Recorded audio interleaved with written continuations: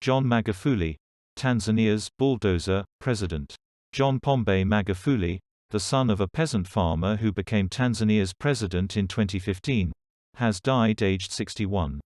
Once praised for his no-nonsense approach, he went on to become a controversial leader, especially over his response to the coronavirus pandemic. He was elected for a second term in 2020 amid opposition accusations of fraud and intimidation. Before he was president, he acquired the nickname, the Bulldozer, for driving a program to build roads as Minister for Works, and later was hailed for his anti-corruption stance and his distinct dislike for wasting money. As president, he was also accused of cracking down on dissent and curtailing certain freedoms, but following his death, reflections on his time in power will be dominated by his idiosyncratic handling of COVID-19. When COVID-19 arrived in Tanzania, President Magufuli did not believe in people staying at home. He wanted him to get into the churches and mosques to pray. Coronavirus, which is a devil, cannot survive in the body of Christ. It will burn instantly, Magufuli, a devout Christian, pronounced from the altar of a church in the capital, Dodoma. Since June 2020, when he declared the country COVID-19 free, the president, along with other top government officials, mocked the efficacy of masks, doubted if testing worked, and teased neighboring countries which imposed health measures to curb the virus. There was little testing and no plans were made for a vaccination program, leaving the country as an outlier. But when he was sworn in as president in October 2015, Magufuli seemed to be the sort of person Tanzania needed, an efficient, incorruptible leader. His results-oriented actions were also framed as applicable to other African countries. A dose of what the continent needed to deal with its governance issues. On the very first day of his presidency, he sent a stark message that he would not tolerate the country's chronic absenteeism in its civil service, when he visited the finance ministry offices, asking for the whereabouts of those not at work. He also purged thousands of so-called ghost workers, essentially non-existent employees, from the public payroll, and fired officials considered corrupt or underperforming, in public. Sometimes this was even done live on television. And he clamped down on what he saw as extravagant spending, cancelling Independence Day celebrations for the first time in 54 years. Instead, he ordered a public cleanup, getting his own hands dirty by picking up rubbish outside State House. He also banned all foreign trips for public servants. In the first year of Magufuli's presidency, this approach earned him a great deal of praise, inspiring the Twitter hashtag, "What would Magufuli do?"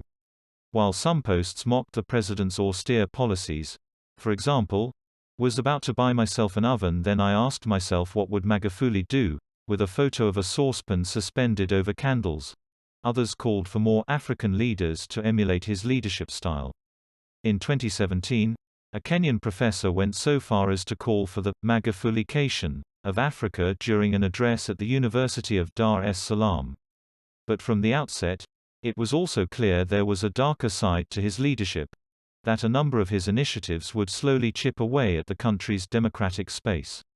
In January 2016, barely 2 months into his term, his administration announced that state TV would no longer broadcast live parliamentary proceedings, officially as a cost-cutting measure. The opposition saw this as censorship, as it was among the few ways it could hold the government to account. It planned demonstrations against the ban, but the government responded by banning all protests. Another example of such censorship was Magufuli's response to a 2017 song by popular Tanzanian rapper Nay wa Mitigo. Less than a day after its release, Mitigo found himself in police custody. He was accused of insulting the president and maligning the government for his song, which included the prescient lyrics, "Is there still freedom of expression in this country?" The raspy-voiced artist, whose real name is Emmanuel Elabariki, had rapped, "What if I speak and later find myself at Central Police Station? Are there leaders who make stupid decisions? There are." The fear he sang about had come true. He was indeed detained at the Central Police Station in Dar es Salaam. Although President Magufuli ordered Nay wa Mitigo's release just a day later, he advised that the song should be reworked to include lyrics about other problems in the society, such as tax cheats. In 2017, opposition MP Tundu Lissu, who 3 years later ran against Magufuli for the presidency, was shot and seriously injured outside his home. Mr. Lissu accused the state of trying to kill him, and he was charged with hate speech for calling the president a dictator. The government denied any involvement in the attack. In what was seen by human rights groups as curbing press freedom, the president's administration suspended newspapers. Amnesty International also said that journalists feared being targeted. Huge tax bill. Magufuli's administration continued to roll out a cocktail of bold and unusual directives, introducing new laws intended to increase revenue from multinational mining firms. In 2017, Acacia Mining, a subsidiary of Canadian parent company Barrick Gold, was slapped with an incredible 190 BN, £145 billion, tax bill over royalties the government said it owed, though it denied any wrongdoing. As part of the settlement, Barrick eventually agreed to pay 300 meters after buying out Acacia, and a new operating company, Twiga Minerals, was formed with the government owning 16% of the joint venture. Barrick and the Tanzanian government also agreed to the sharing of unspecified future economic benefits from the mines on a 50-50 basis. Then there was his highly contentious scuppering of an attempt to overturn the stipulation that pregnant schoolgirls be expelled. And in 2018, Tanzania passed a law to punish anyone questioning official statistics, making the state the sole custodian of data. The World Bank said the changes were deeply worrying. But even his critics agree that Magufuli contributed to Tanzania's development, investing in several large infrastructure projects such as the creation of a standard gauge railway to connect the country with its regional neighbors, the expansion of major highways, and the construction of a bus rapid transit system in the commercial hub of Dar es Salaam. He also increased electricity production to the grid, which reduced the need for power rationing. And he revived the state-run national airline, Air Tanzania. He styled his governance after Tanzania's first president, Mwalimu Julius Nyerere, who was always fiercely independent.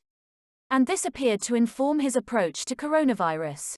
Our founding father was not someone to be directed to be told what to do. Those who devise these kinds of rules, lockdown, are used to making these directives that our founding father refused, Magufuli said, referring to Nyerere's habit of rejecting advice coming from Western nations, who the committed socialist distrusted. Magufuli grew up under Nyerere's rule in a village in northwestern Chato district along the shore of Lake Victoria, and says his modest background has inspired his own desire to work for the Tanzanian public. Our home was grass-thatched, and like many boys I was assigned to herd cattle, as well as selling milk and fish to support my family, he said during his 2015 campaign. I know what it means to be poor.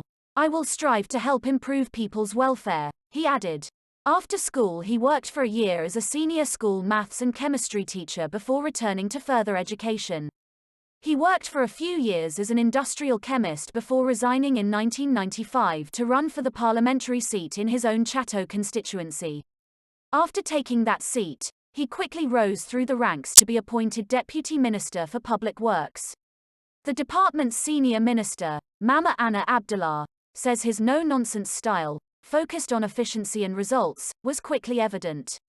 In his first year in the job he succeeded in steamrolling through the building of a long-delayed road. By 2015, Magufuli wanted to run for the presidency. He is said to have been considered a consensus candidate for the Chama cha Mapinduzi (CCM) party, which had been in power for 54 years.